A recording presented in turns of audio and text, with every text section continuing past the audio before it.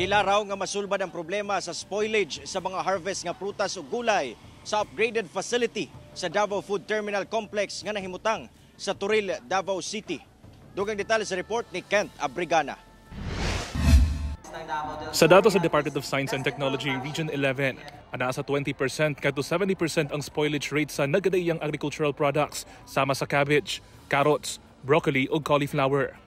Usa matud pa sa mga nagunang rason mao ang mishandling sa mga produkto, inadequate packaging o kakulangon sa storage facilities. Kasi yung mga fresh produce po natin, iba-iba siya ng requirement. Hindi naman basta meron tayong isang packaging na pwede sa isang produce o isang product, appropriate na siya sa iba. Kasi may iba-iba siyang mga conditions na kailangan i-meet.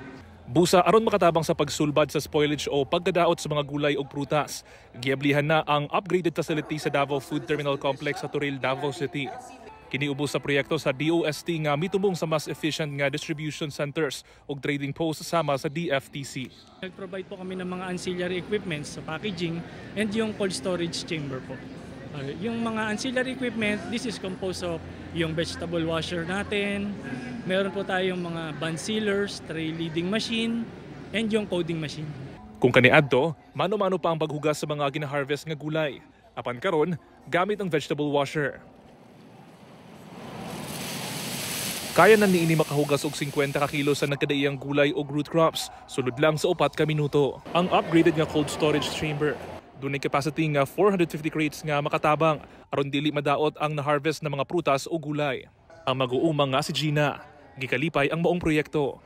Dakong tama kay para maka-produce pod mi og kanang packaging, sama ang mga gardening, sama sa talong, maliba ma-package man ang talong, okra, batong.